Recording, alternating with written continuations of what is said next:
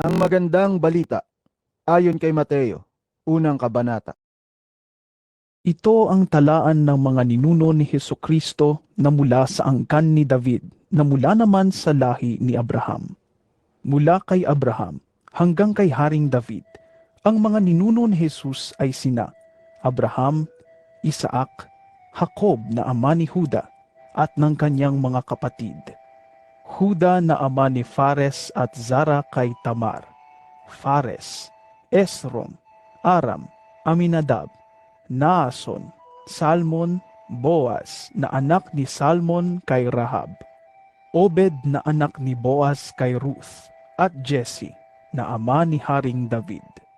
Mula naman kay Haring David hanggang sa naging bihag ang mga taga-Huda sa Babylonia, ang mga ninuno ni Jesus ay sina David, Solomon na anak ni Haring David sa asawa ni Urias, Rehoboam, Abias, Asa, Jehoshaphat, Joram, Ozias, Jotam, Akaz, Ezekias, Manases, Amon, Hosias, Hekonias at ang mga kapatid nito. At pagkatapos na sila'y maging bihag sa Babylonia hanggang sa ipanganak si Jesus, ang mga ninuno niya ay sina Hekonias, Salatiel, Zerubabel, Abiud, Eliakim, Azor, Sadok, Akim, Eliud, Eleazar, Matan, Jacob, at si Jose, na asawa ni Maria. Si Maria ang ina ni Jesus, ang tinatawag na Kristo.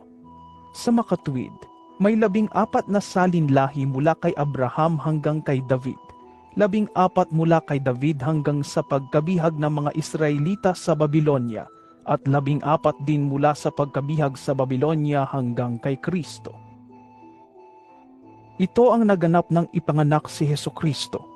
Si Maria na kanyang ina at si Jose ay nakatakda ng magpakasal.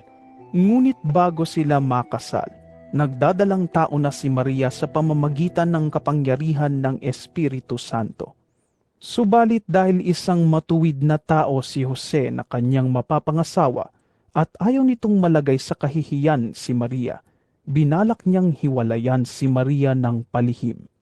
Ngunit habang pinag-iisipan ito ni Jose, nagpakita sa kanya sa panaginip ang isang anghel ng Panginoon.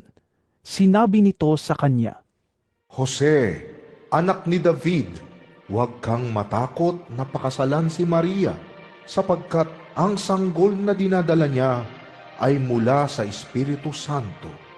Magsisilang siya ng isang batang lalaki, at Jesus ang ipapangalan mo sa sanggol, sapagkat ililigtas niya ang kanyang bayan sa kanilang mga kasalanan. nangyari nga ang lahat ng ito upang matupad ang sinabi ng Panginoon sa pamamagitan ng propeta.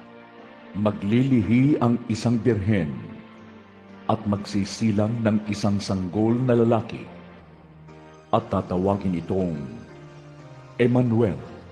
Ang kahulugan nito'y kasama natin ang Diyos.